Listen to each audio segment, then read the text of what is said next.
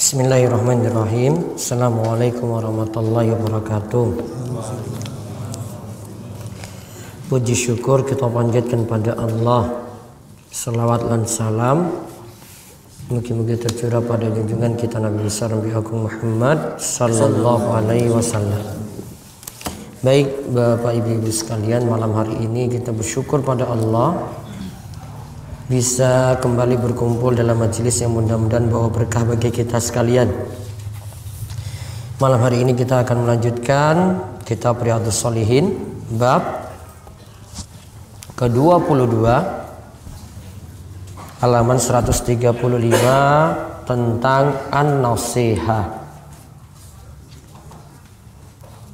tentang nasihat. Monggo dibaca, nanti kita sampai hadis 181. Hadis nomor, langsung ayat dulu. Allah berfirman, Allah Ta'ala berfirman, wa ana lakum nasihun amin. Innamal mu'minuna, aku hanyalah pemberi nasihat yang di atasnya lagi. Innamal mu'minuna ikhwah, sesungguhnya orang-orang beriman itu adalah saudara. Al-Hujurat ayat 10. Kemudian wa ansahu lakum, dan aku memberi nasihat kepadamu. Al-A'raf ayat 62. Kemudian wa ana lakum nasihun amin, aku hanyalah pemberi nasihat yang terpercaya bagimu. Al-A'raf ayat 68. Kemudian fal aula an abi Fal awwalu,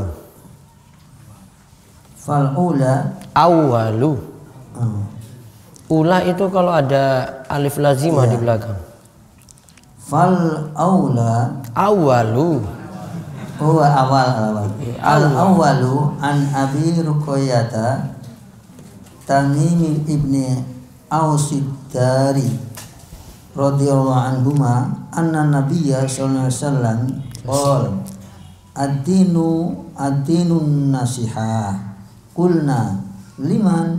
Qala lillahi wa li kitabihi wa li rasulihi wa li a'immatil muslimina wa ammatihim.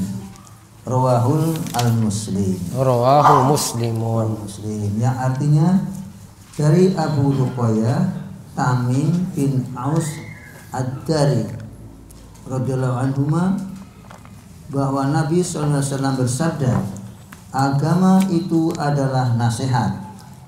Kami bertanya, untuk siapa ya Rasulullah? Beliau menjawab, bagi Allah, bagi kitabnya, bagi Rasulnya, bagi pemimpin-pemimpin kaum muslimin, serta bagi umat Islam umumnya. Hadis riwayat Muslim nomor 55. Baik. Kita lihat dalil pertama, Al-Hujurat ayat 10. Innamal mu'minuna ikhwatun, sesungguhnya sesama orang beriman itu bersaudara. Konsekuensi dari bersaudara berarti saling mengingatkan, saling menasihati. Karena dia lihat ada kekurangan yang dia dapati pada saudaranya, temannya sama muslim, maka dia menasihatinya dengan cara yang baik. Ibarat seperti kita melihat kotoran saat kita bercermin. Kalau lihat di cermin kok di muka kita itu ada kotoran, kita kan bersihkan. Maka sama seperti kita membersihkan kotoran yang ada pada saudara kita, kalau kita lihat dia itu butuh untuk dinasihati. Juga Allah berfirman tentang Nabi Nuh, wa ansahu lakum, dan aku memberi nasihat kepadamu. Juga tentang Nabi Hud, wa ana lakum nasihun amin, dan aku adalah pemberi nasihat yang terpercaya bagimu. Ini semua pujian Allah kepada para nabi yang memberikan nasihat pada yang lain. Juga orang beriman yang bersaudara sifatnya juga saling memberi nasihat. Sekarang kita lihat hadis 181 dari Abu Ruqayyah. Ruqayyah Itu nama putrinya, putri dari Abu Ruqayyah ini. Berarti dia nama kunyah dengan kata Abu, namun pakai nama anak putri. Boleh. Karena Ruqayyah itu nama putri Nabi Shallallahu Alaihi Wasallam juga. Nama aslinya Tamim. Nama aslinya itu Tamim bin Aus Ad-Dari radhiyallahu anhu. Nabi Shallallahu Alaihi Wasallam bersabda, ad-dinu an-nasiha, agama itu adalah nasihat. Kemudian ditanya, kulna liman, untuk siapa? Kemudian Rasul Shallallahu Alaihi Wasallam jawab, lillah, untuk Allah, wali kitabihi, untuk kitabnya, wali rasulihi, untuk rasulnya, wali a'immatil muslimina, lalu untuk pemimpin kaum muslimin, wa ammatihim, dan untuk kaum muslimin secara umum. Hadis ini diriwayatkan oleh Imam Muslim. Sekarang kita lihat faedah saking hadis. Saya sebutkan di sini perincian ini sama dengan hadis yang ada dalam kitab Al-Arba'in An-Nawawiyah, hadis nomor 7. Nanti bisa cari di internet, di tulisan saya di rumaiso.com, ada tentang bahasan ad-dinu an-nasiha. Agama adalah nasihat. Sekarang bisa dicatat yang pertama, apa yang dimaksud nasihat? Faedah pertama, nasihat adalah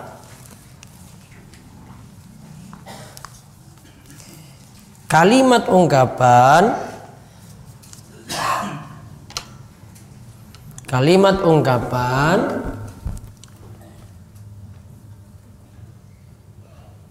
yang bermakna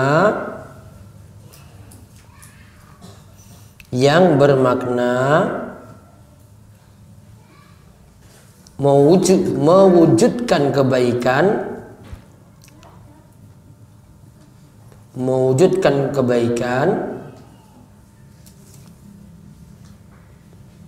pada yang ditujukan nasihat.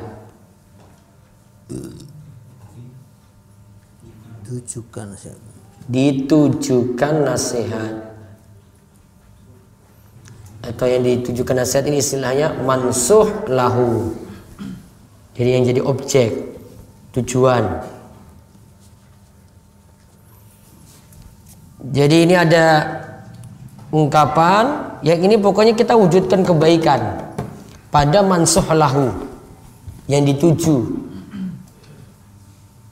Bentuknya bukan jadi harus memberi nasihat, oh si A ini dinasihati, bukan. Namun bentuknya secara umum adalah yang ada pada yang dituju ini tercapai kebaikan-kebaikan. Karena di sini ada nasihat untuk Allah, bukan berarti kita nasihati Allah, bukan. Namun apa yang kaitannya dengan hak Allah kita wujudkan. Kaitannya dengan hak Allah berupa kebaikan-kebaikan kita wujudkan. Kaitannya dengan kitab-kitab kita wujudkan. Kaitannya dengan Rasul kita wujudkan. Kaitannya dengan pemimpin kaum muslimin kita wujudkan juga. Kaitannya dengan kaum muslimin secara umum kita wujudkan kebaikan di situ. Jadi bukan maksud di sini adalah yang dituju ini dinasihati terus diberi wejangan terus, bukan. Yang penting kebaikan yang kaitannya dengannya itu terwujud. Itu faedah pertama. Terus yang kedua, ad-din. Karena tadi dalam hadis disebut ad-din. Ad-din kalau tadi diterjemahkan artinya apa? Agama. Namun ad-din bisa ditulis faedah yang kedua, ad-din itu punya dua makna. Ad-din itu punya dua makna.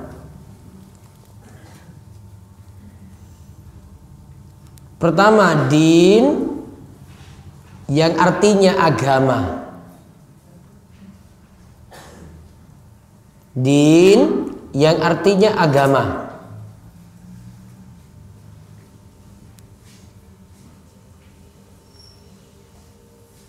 Kemudian yang kedua, din yang artinya pembalasan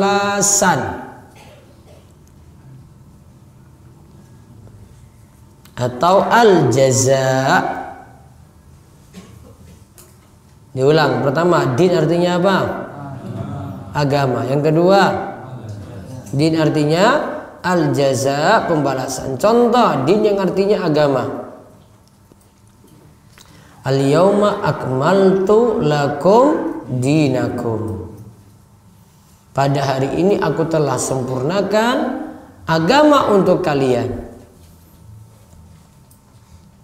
Ya, agama untuk kalian. Contoh ad-din yang maknanya itu pembalasan. Maliki yaumiddin.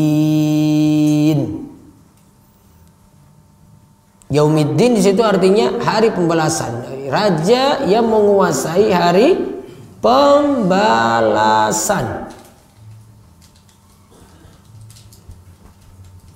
Jadi ada dua makna ya. Terus yang dimaksudkan dalam hadis tadi apa? Ad-din maknanya agama atau ad-din maknanya pembalasan? Maknanya agama. Maka kita terjemahkan agama adalah nasihat. Terus faedah yang ketiga, Rasul Sallallahu Alaihi Wasallam punya pengajaran yang bagus.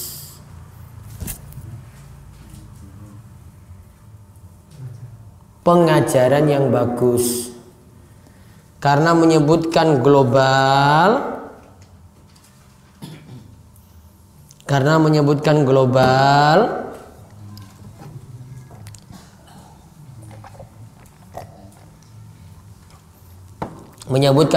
terlebih dahulu, baru dirinci satu persatu.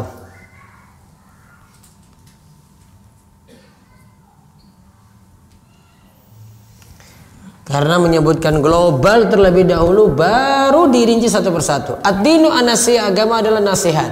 Itu global, umum dulu, secara garis besar dulu. Terus baru dirinci. Lillahi wa li kitabihi wa li rasulihi wa li a'immatil muslimina wa ammatihim. Untuk Allah, untuk kitabnya, untuk rasulnya, untuk pemimpin kaum muslimin dan kaum muslimin secara umum. Jadi kalau mau kasih ceramah, ujangan, tausiah, ya bisa ikuti metode Nabi Shallallahu Alaihi Wasallam. Jadi jangan bawa khutbah atau bawa tausiah langsung rincian itu enggak. Saya beritahu dulu mau menyampaikan apa. Saya ingin menyampaikan faedah-faedah dari surat Al-Fatihah. Nanti ada 7 poin. Nah, orang dengar 7 enak. Oh berarti saya nanti akan menunggu hingga 7. Ya, jadi dia akan nunggu itu sampai 7 poin yang ada. Kalau tadi kita cuma langsung ke rincian, orang kadang itu berat. Kesimpulannya dia mikir belakangan nanti. Ini kesimpulannya apa? Dia simpulkan sendiri. Namun kalau di awal itu sudah dikasih tahu global, dia dapat kesimpulan ringkas, baru nanti diberitahu tentang rinciannya. Gitu kalau metode yang diajarkan oleh Nabi kita Muhammad Sallallahu Alaihi Wasallam. Terus yang keempat,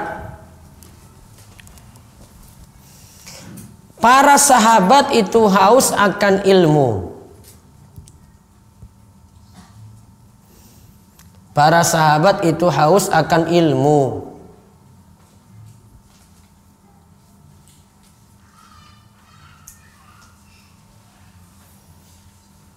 Karena apa yang butuh dipahami mereka tanya. Berarti tanyanya itu untuk cari ilmu atau untuk ngetes saja? Hah? Cari ilmu. Jadi bukan ngetes gurunya. Nah ini guru saya ini paham atau enggak ini ya? Dia tes gitu. Tanya. Jangan-jangan guru saya ini belum paham ini. Dia tes lagi. Terus faedah yang kelima,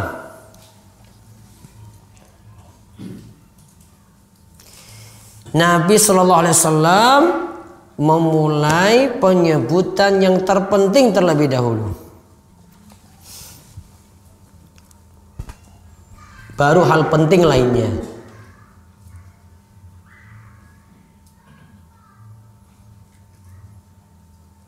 Nah, sekarang kita lihat rincian nasihat bagi Allah, bagi kitab Allah, bagi Rasul, dan seterusnya. Ini kemarin sudah pernah saya sebut belum? Sampai mana? Nasihat bagi kitab, tak ulang. Sampai nasihat bagi kitab toh? Nah, sekarang kita ulang. Nasihat bagi Allah mencakup apa saja tadi? Nah, satu, mengikhlaskan ibadah hanya kepada Allah. Dua, bersaksi Allah itu esa dalam rububiyah, uluhiyah, juga dalam nama dan sifatnya. Itu sudah Nji? Terus sekarang nasihat bagi kitab Allah.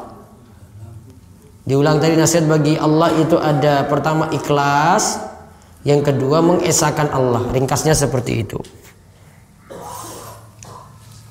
Kemudian nasihat bagi kitab Allah ada berapa? 6. Satu, membela Al-Quran dari yang menyelewengkan dan mengubah maknanya. Membela Al-Quran dari yang menyelewengkan dan mengubah maknanya. 2, membenarkan setiap yang dikabarkan tanpa ada keraguan. 3, menjalankan setiap perintah dalam Al-Quran. 4, menjauhi setiap larangan dalam Al-Quran. 5, mengimani bahwa hukum yang ada adalah sebaik-baik hukum. 6, mengimani bahwa Al-Quran itu kalamullah, firman Allah secara hukum dan makna. Sampai situ? Baik. Sekarang kita bahas yang baru. Nasihat bagi Rasul. Poinnya ada 7. Apa saja yang kita wujudkan terkait dengan Rasul, kebaikan apa yang kita wujudkan terkait dengan Nabi kita Muhammad sallallahu alaihi wasallam? 1, ittiba kepada beliau. Ittiba kepada beliau, yaitu mengikuti setiap tuntunannya.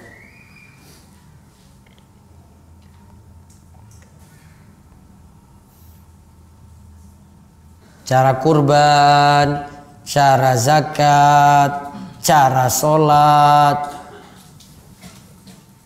Cara kurban yo manut, nggak dibuat-buat. Suruh kambing yo urunan satu orang yo satu kurban. Kalau makan-makan yo terserah. Mau makan-makan sa-RT nyumbang, ini 20 kakak nyumbang untuk satu kambing, yo terserah. Kau makan-makan kok.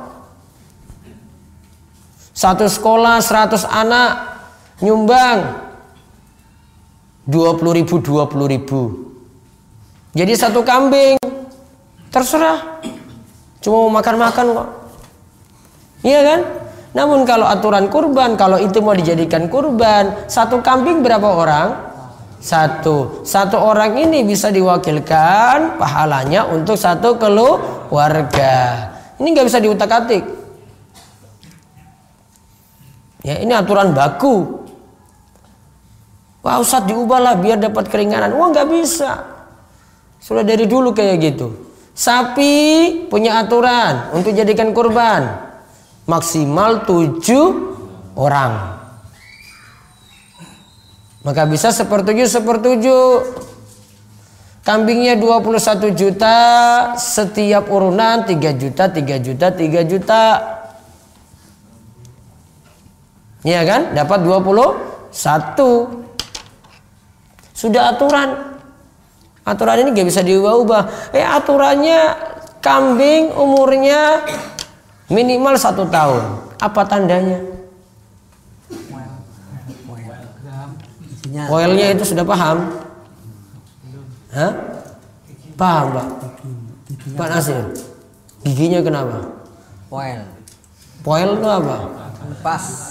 Lepas bagaimana? Ganti. Ya jadi kan kalau buka mulutnya paham itu? Ya percaya sama bakul. Oh, percaya sama bakul, tetap percaya juga sama bakul. Kalau dihapusin ya? Pokoknya tandanya itu. Sudah 1 tahun baru boleh dijadikan kurban. Sapi 2 tahun. Jadi kan nggak bisa akal-akalan di sini.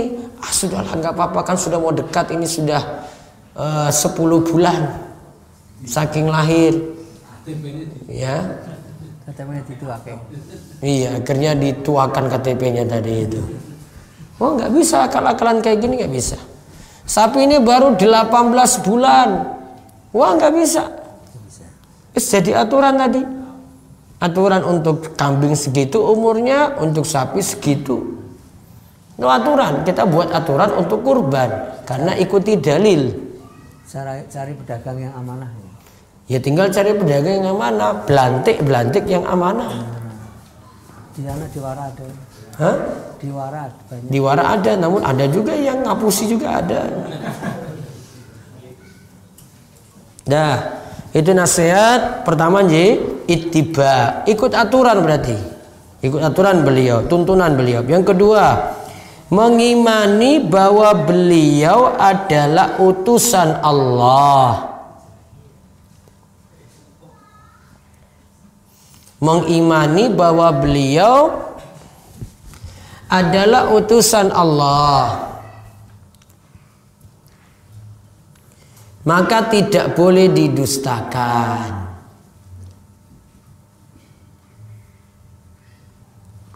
Yakin beliau itu jujur. Yakin beliau itu jujur.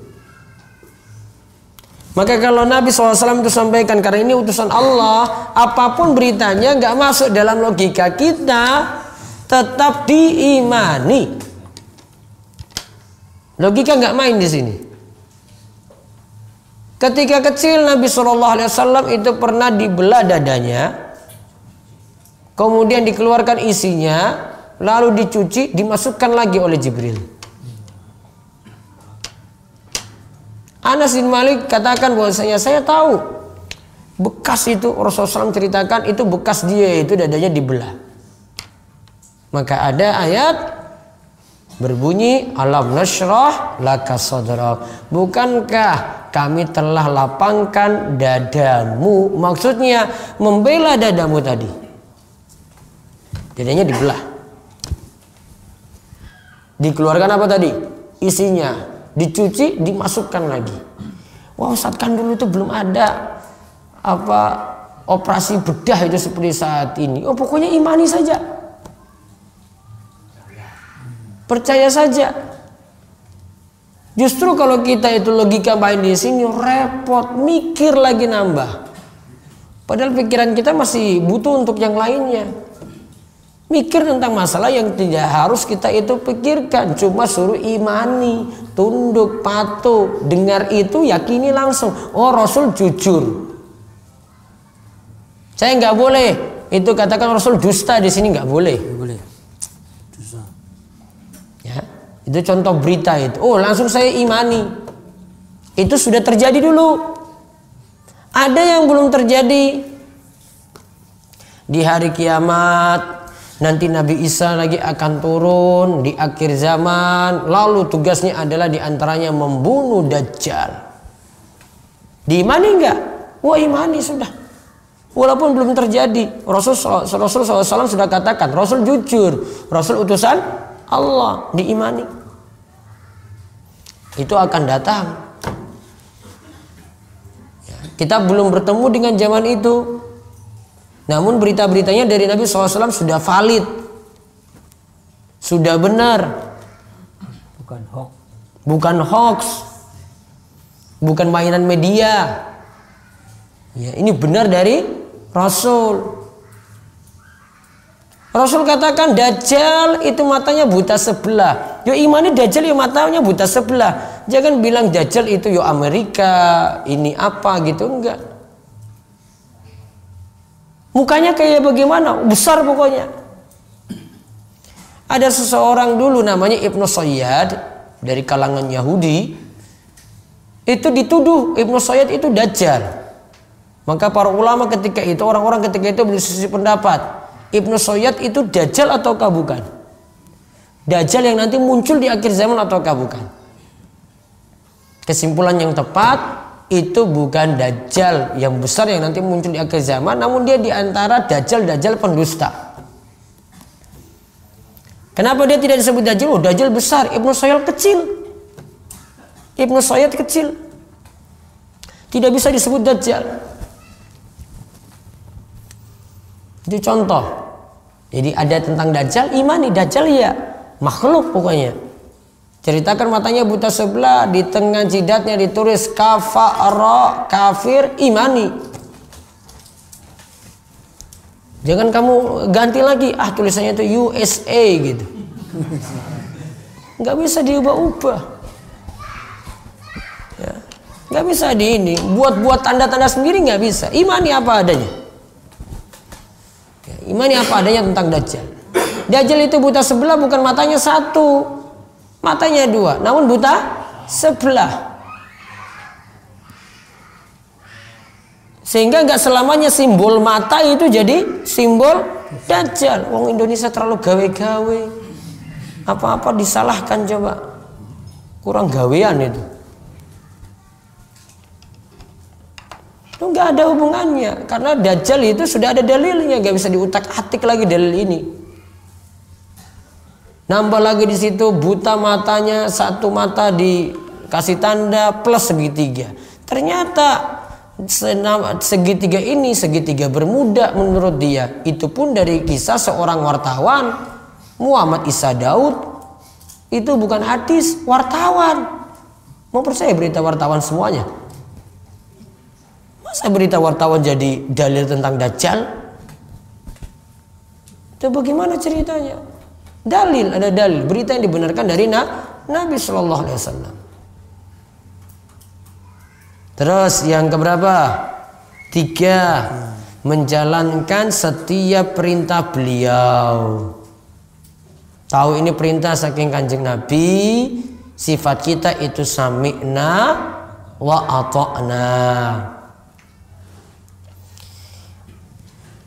Kalau itu perintah. Terus yang keempat lagi masih nyambung, menjauhi setiap larangan beliau.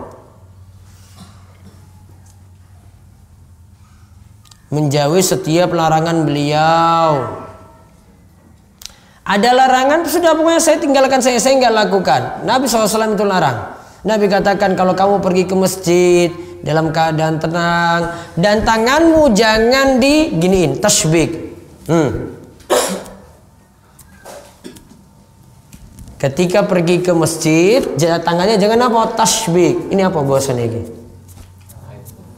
Apa ini? Dikaitkan gini. Tangannya ini loh, silang ini loh. Apa bahasa jenengan? Selang-seling ini jari jemarinya. Kenapa demikian? Nabi SAW katakan, karena ketika dia itu berangkat sampai nanti nunggu sholat sudah berada dalam sholat, artinya dapat pahala sholat. Oh, Rasul bilang kayak gitu toh. Oh ya, saya sami'na wa ata'na, taat. Jangan sami'na wa asoina. Ada apa-apaan ya Rasul kok larang-larang kayak begini? Masa kayak gini saja masalah? Sudah sami'na wa ata'na, nggak banyak protes. Kalau orang banyak protes, sami'na wa asoina tadi. Kami dengar, ngelan. Masih dibantah, protes. Wah itu nggak masuk akal itu. Kayak gitu orang ngelan kayak gitu. Kalau orang mukmin gimana? Sami'na wa ata'na. Saya dengar taat itu. Saya belum tahu nih alasannya apa ini. Pokoknya oh Rasul larang toh, ya wes. Tak jalani. Kalau Rasul jalan, saya nggak lakukan. Kalau Rasul suruh perintahkan, situ saya kerjakan. Saat dengar khutbah Jumat, lututnya nggak dipeluk, gimana coba? Bapak, bukan banyak ya, banyak nggak tahu orang ngaji. Terus khotibnya juga nggak ingatkan. Oh, kalau saya masuk di masjid lihat kayak gitu semuanya bapak kompak semua, itu tak ceramai langsung masuk materi. Tolong para jamaah, adab kalau dengar khutbah Jumat, kaki itu nggak dipeluk seperti itu. Langsung semuanya serpak, turun semuanya. Ini kalau nggak paham-paham. Imam Nawawi katakan hukumnya makruh. Makruhnya kenapa? Punya peluang cepat tidur, akhirnya nggak dengar khutbah karena kepala makin dekat dengan apa? Lutut. Betul nggak, Bapak? Bukan khotibnya yang salah kok, jamaahnya dari dulu kayak gitu. Materinya juga semangat khotibnya, jamaahnya bukan main, itu malasnya. Ada perintah dijalankan, larangan dijauhi. Apapun itu pokoknya. Nggak usah tanya dulu haram apa makruh. Pokoknya yang ada kata larangan ditinggalkan. Ada kata perintah dijalankan. Terus yang kelima, membela syariat Nabi. Syariat beliau dilecehkan, dibela.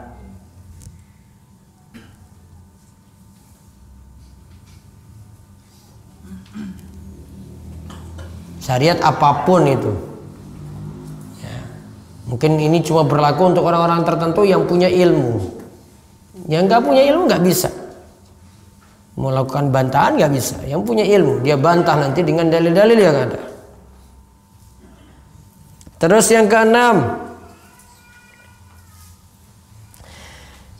semua sabda Nabi sama dengan wahyu dari Allah.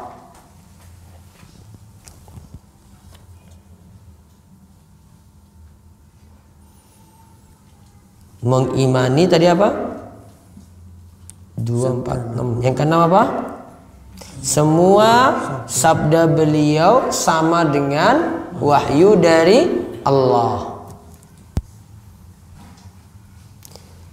Wa ma yantiqu anil hawa in huwa illa wahyu yuha. Yang keluar dari lisan beliau itu bukan dari hawa nafsu beliau, namun itu adalah wahyu dari Allah. Maka satunya sama dengan wahyu. Sehingga orang kalau dengan poin ke-6 ini tidak bisa beda-bedakan. Oh ini Al-Quran, oh ini hadis. Kok ini hadis ini bertentangan dengan Al-Quran? Oh saya tolak hadis, saya manut sama Al-Quran. Salah. Karena yang harus diimani apa? Sabda Nabi SAW itu sama dengan wahyu. Sehingga kalau sabda beliau itu ada, kok menurut kita bertentangan dengan Al-Quran, logika kita yang harus dipikirkan. Oh ini saya ini nggak beres nih cara mikir saya nih. Bukan hadisnya yang disalahkan.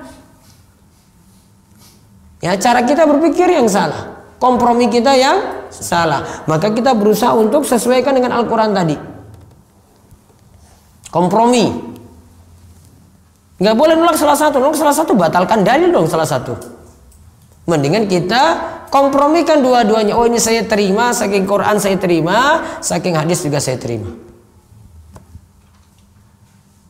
Itu cara kita menyikapi dalil kayak gitu. Karena yang satu wahyu, yang satunya juga wahyu. Namun yang satu itu wahyu dari Allah langsung, kalau ini dari lisan Nabi. Dari lisan Nabi kita Muhammad sallallahu alaihi wasallam.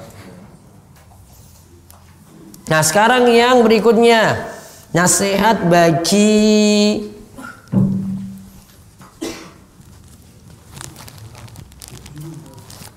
keberapa? Enggak, nasihat bagi Rasul selesai. Setelah nasihat bagi Rasul siapa? Pemimpin. Sekarang nasihat kepada pemimpin kaum muslimin. Apa tadi 7? Ke-6. Yang ke-7 itu ternyata sama dengan yang yang membela syariat tadi. Maksudnya hampir sama. Saya nggak sebutkan jadi 7, jadi 6 saja. Sekarang nasihat kepada setelah Rasul apa?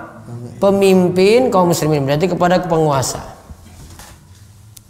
Ini maksudnya kebaikan-kebaikan yang terwujud yang kaitannya dengan penguasa kita, pemimpin kita. Pertama, meyakini penguasa tersebut adalah pemimpin kita. Meyakini penguasa itu pemimpin kita.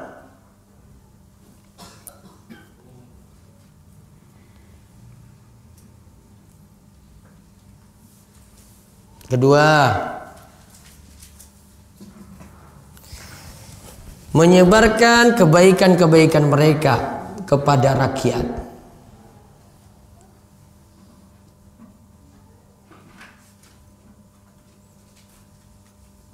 Menyebarkan kebaikan-kebaikan mereka kepada rakyat.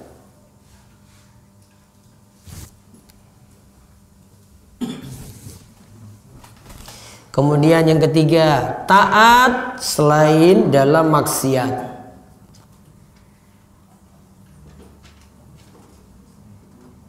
Taat selain dalam apa? Maksiat.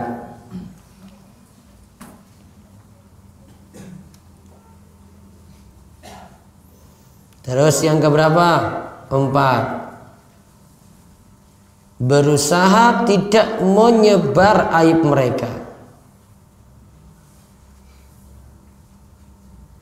Berusaha tidak menyebar aib mereka.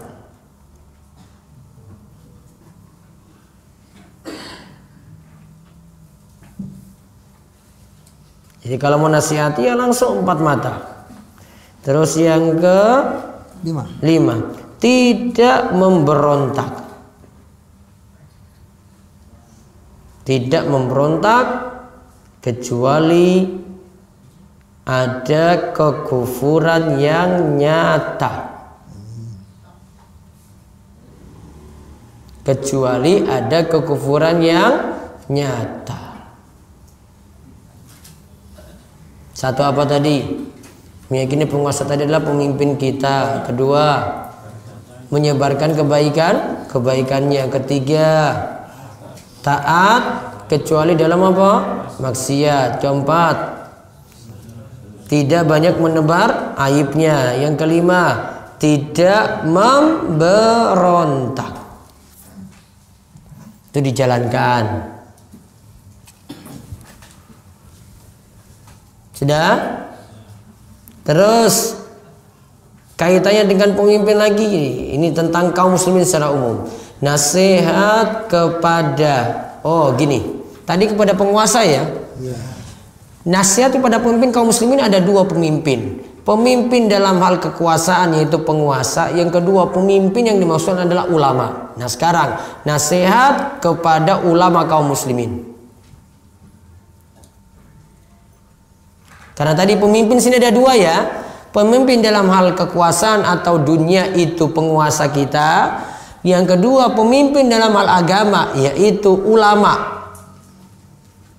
Maka sekarang poin tentang nasihat kepada ulama kaum muslimin. Kepada ulama. 1, bentuknya ya, mencintai mereka.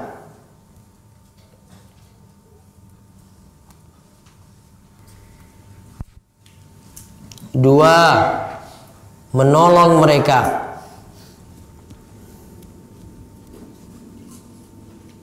Menolong mereka. Di antaranya misalnya dia punya karya tulis, kita sebar. Dia punya ada di situ rekaman suara juga bisa disebar. Terus ketiga, membela kehormatan mereka. Membela kehormatan mereka. Terus yang keempat, meluruskan kesalahannya dengan cara yang baik.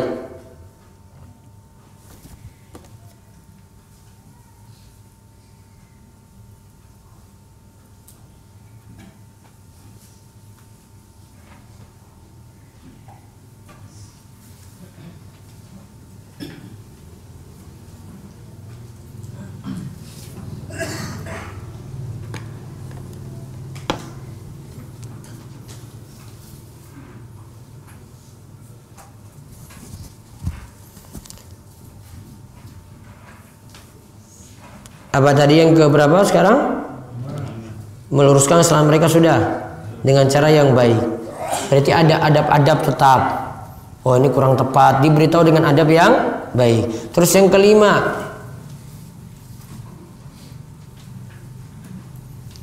mengingatkan kepada mereka tentang cara menyampaikan dakwah kepada yang lain.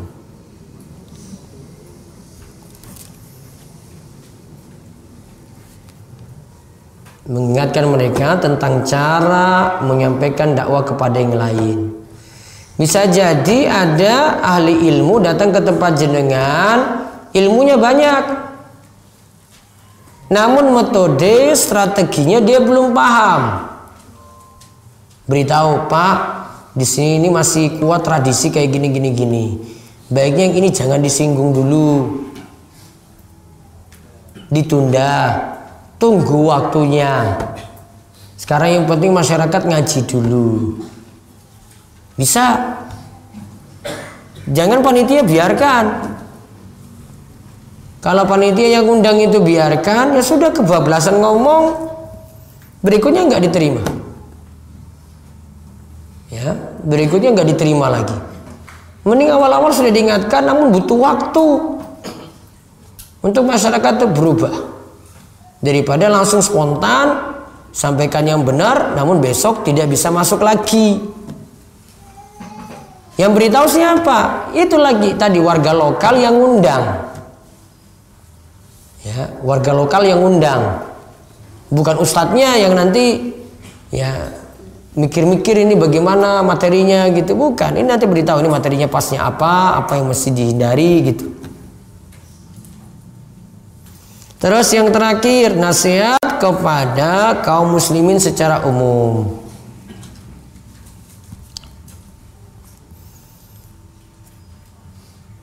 Nasihat kepada kaum muslimin secara umum.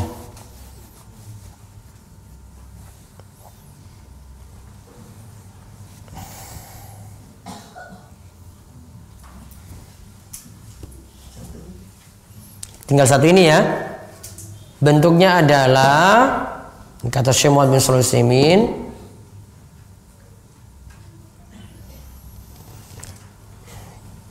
menjalankan hadis la yu'minu ahadukum hatta yuhibba li akhihi ma yuhibbu li nafsihi. Jadi bentuknya nasihat kepada kaum muslimin itu adalah, saya terjemahkan dulu hadisnya, seseorang itu tidak dikatakan beriman dengan iman yang sempurna sampai apa yang dia suka pada dirinya sendiri ada pada orang lain. Berarti nasihat pada orang awam kaum muslimin secara umum bentuknya adalah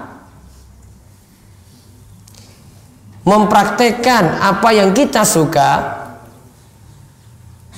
mempraktekkan apa yang kita suka ada juga pada orang lain.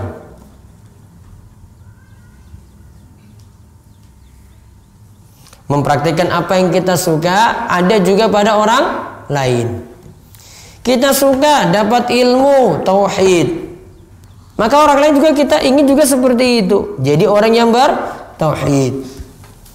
Kita suka kalau masalah hidup kita rampung selesai, maka kita juga harapkan orang-orang juga sekitar kita sama juga masalah hidupnya selesai. Kita suka kalau kita beramal sesuai dengan tuntunan Nabi Shallallahu Alaihi Wasallam, maka kita juga ingin orang lain seperti itu. Kita ingin diperlakukan baik, kita perlakukan orang lain juga dengan cara yang baik.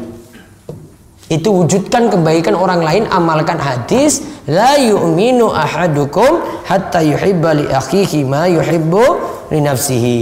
Seseorang tidak dikatakan beriman dengan sempurna sampai ia mencintai saudaranya seperti dia mencintai dirinya sendiri. Jadi apa yang kita suka untuk diri kita, praktekkan pada yang lain seperti itu pula.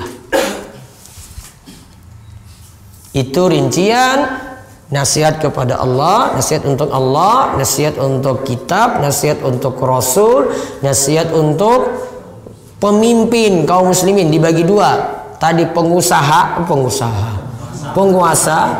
terus apa lagi? Yang kedua, ulama kaum muslimin. Terus baru yang terakhir, nasihat untuk orang awam, kaum muslimin secara umum. Wallahu a'lam bissawab. Sampai pembahasan ad-dinu an-nasiha selesai. Baik, ada pertanyaan silahkan.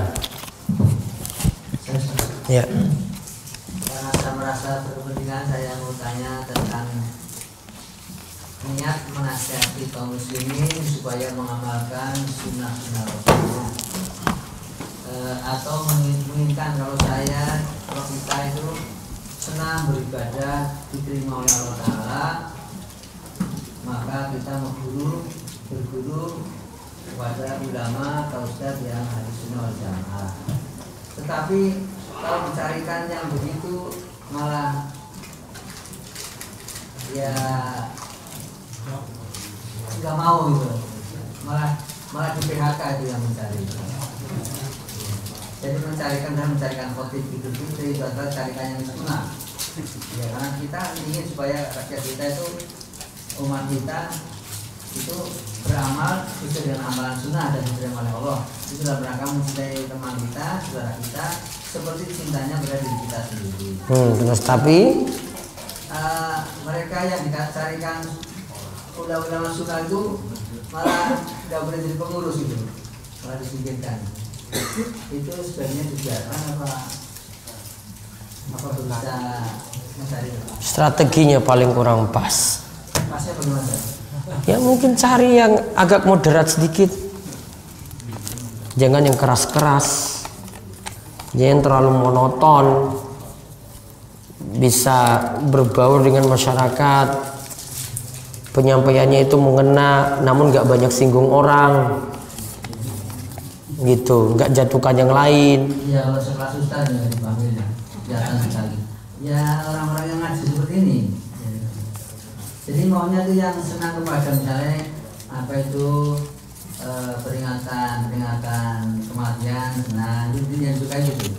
Yang ustaznya kiainya itu senang kepada peringatan kematian, senang pada apa misalnya marak siwur itu tahu nggak? Itu jelangkung terus bergotor dan sebagainya itu. Ya intinya tuh bagi si pencari itu apa pembiaran gitu atau apa gimana tuh? Apa ya wis lah karena ngomong.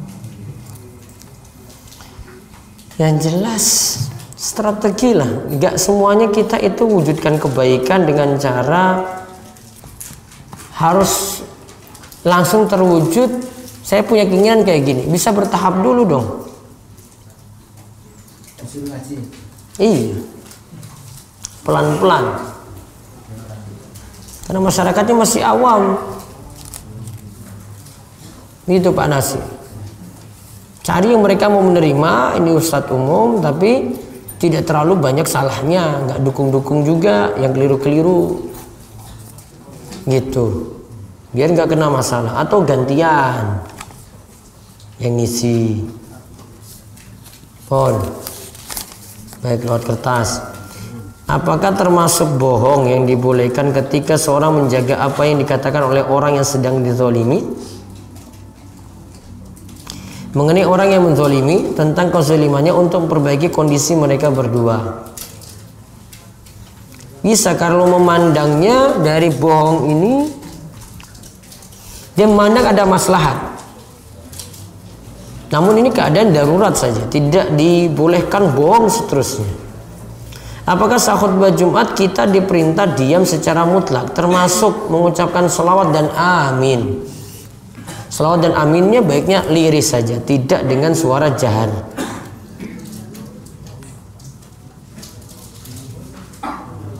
Saya mendengar kalau kita harus taat kepada pemimpin kalau walaupun diperoleh dari hasil memberontak. Jadi apakah memberontak itu dibolehkan?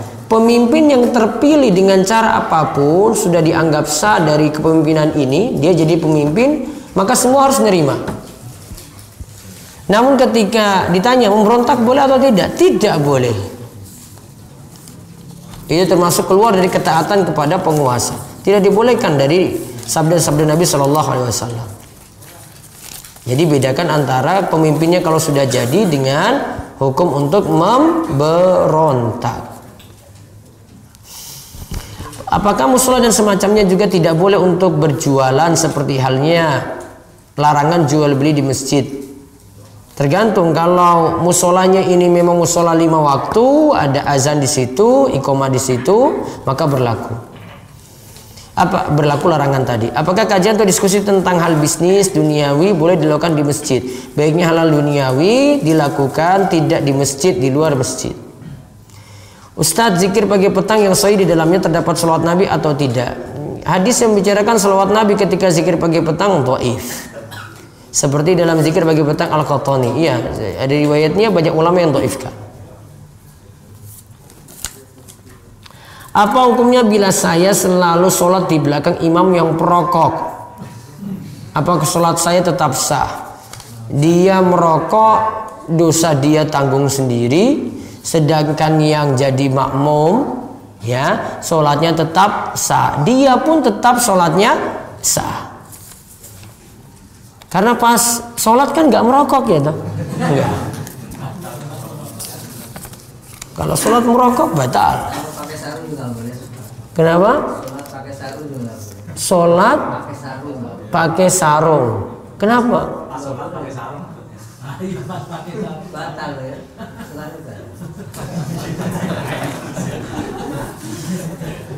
Ustadz, apakah kalau pemimpin kita itu kafir, wajib kita mengikuti perintahnya atau aturannya? Kalau nggak bisa ini keluar dari situ, ya tetap ya berada di situ. Selama itu tidak memudorotkannya, tetap taat di situ. Nggak bisa memberontak kalau tidak punya kekuatan. Kalau ada badal haji, sedang orang yang dibadalkan masih hidup atau sehat, apakah itu sesuai sunnah? Badal haji boleh 2 keadaan. Pertama, orang sudah meninggal dunia, dulu sudah daftar haji nggak sempat untuk berhaji, maka dibadalkan, digantikan hajinya oleh orang yang sudah pernah berhaji. Bisa keadaan yang kedua, orangnya masih hidup namun secara fisik tidak punya kemampuan, namun uang punya, maka dia suruh orang lain berhaji, nanti hajikan dia. Seperti itu pasti boleh. Saya belum diakikoi orang tua dan belum akikoh anak saya, tapi saya ingin berkurban. Kurban itu hukum tersendiri. Setiap tahun nanti yang punya kemampuan untuk berkurban, dia itu berkurban. Dan kurban itu tidak ada kaitannya dengan akikoh. Siapa yang belum akikoh tetap masih boleh berkurban. Ini rata-rata bapak yang sepuh-sepuh ini biasanya nggak akikoh ini. Ya, kalau yang simba-simba dulu itu biasanya enggak. Maka nggak usah dipikir yang dulu. Karena memang akikoh juga dituntut pada orang tua. Orang tua nggak lakukannya sudah dewasa, nggak perlu lagi dia lakukan. Maka cukup dia lakukan kurban, akikoh tidak perlu dilakukan. Tiap tahun dia boleh ulang lagi kurban terus, tanpa mengakikoi dirinya sendiri. Wallahu a'lam bishawab. Itu yang kita kaji ya. Monggo Pak, ada tanya?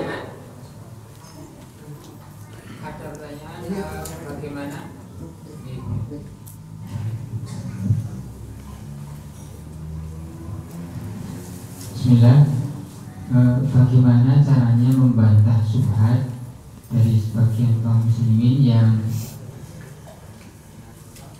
mengatakan bahwasanya pemerintah itu tidak termasuk ulil amri sebagaimana ayat Al-Quran, karena mereka meyakini yang dimaksud ulil amri itu pemerintah yang berhukum dengan hukum Allah. Sehingga kalau ada pemerintah tidak berhukum dengan hukum Allah, maka tidak wajib ditaati. Keyakinannya tidak benar.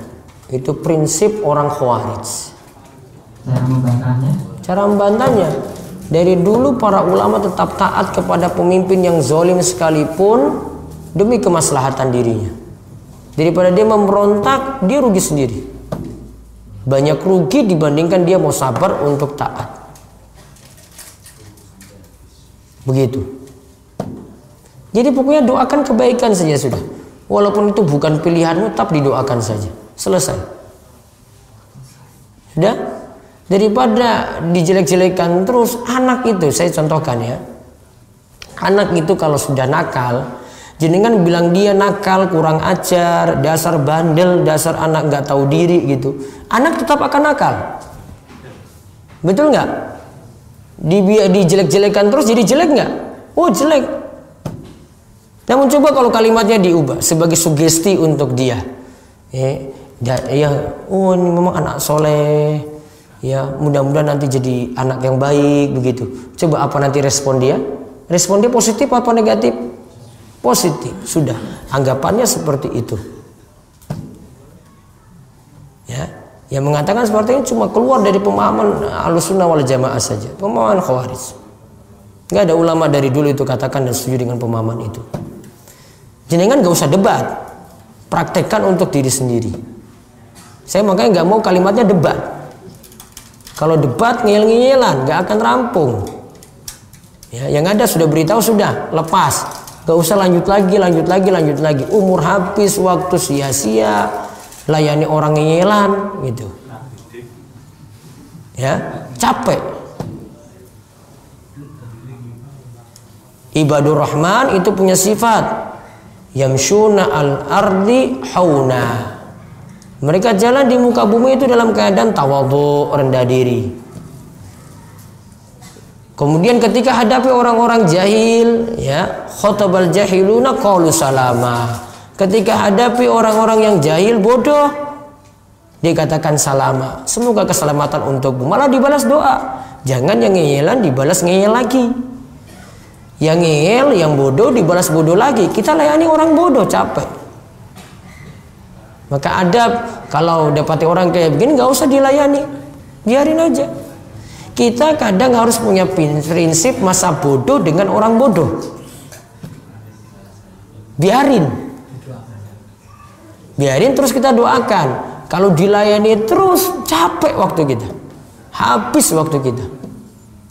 Ya, masa bodoh dengan orang bodoh gitu. Biar kita nggak ikut-ikutan jadi orang bodoh juga.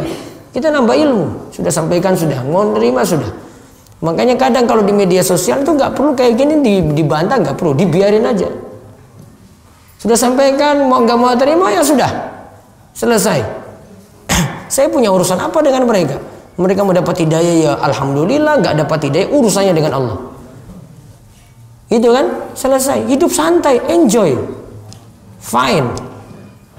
Ya, nggak ada apa-apa, kita nggak ada problem, nggak ada masalah dengan orang juga. Jadi hidup, salah satu prinsip hidup yang jadikan harus miliki itu adalah masa bodoh dengan hal-hal yang tidak perlu kita itu bahas. Enak gitu hidupnya.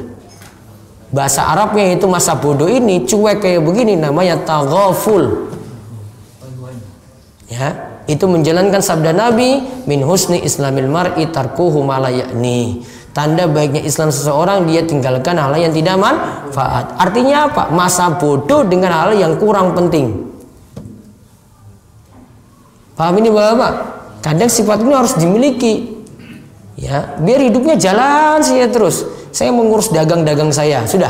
Ini dia mau nerima nggak mau nerima urusan dia. Enak kan hidupnya kan? Daripada jadian bawa kepikiran nanti, wah orang itu kok kayak gitu ya, nggak mau diomongin kok ngeyel terus. Oh, bukan urusan jenengan. Jenengan cuma tugasnya adalah wa ma'alaina illal balaghul mubin. Tugas kita itu adalah cuma untuk menyampaikan gitu. Sama ketika menyikapi pemimpin kayak gitu, nggak mau nerima ya sudah, gampang, cuekin dia aja, masa bodoh dengan dia. Nggak mau terima ya urusan dia dengan Allah, selesai. Nah kemudian sebelum saya tutup wonten pengumuman besok malam Ahad apa itu? Malam Ahad Pahing. Seperti biasa ada pengawasan di Masjid Agung Bantul. Nanti jam 6 sore sampai jam 8 kita bahas buku kecil yang sudah punya dibawa nanti. Belajar loyal, yaitu untuk membedakan muslim dan kafir. Lanjutan dari pembahasan salah satu usul dari buku tersebut. Yang sudah punya bawa, nanti yang belum punya insya Allah akan dibagikan lagi 100 buku gratis atau 200, nanti saya lihat-lihat lagi. Jadi silakan datang Sabtu besok malam Ahad Pahing tanggal 20 di Masjid Agung Bantul. Demikian, mudah-mudahan manfaat, mudah-mudahan Allah memberikan panjang umur pada kita sekalian, berikan kita kemudahan dalam setiap urusan, dan mudah-mudahan kita terus diberi istiqomah. Kita cukupkan, kita tutup kalian doa kafaratul majlis. Subhanakallahumma bihamdika asyhadu an la ilaha illa anta astaghfiruka wa atubu ilaik. Assalamualaikum warahmatullahi wabarakatuh.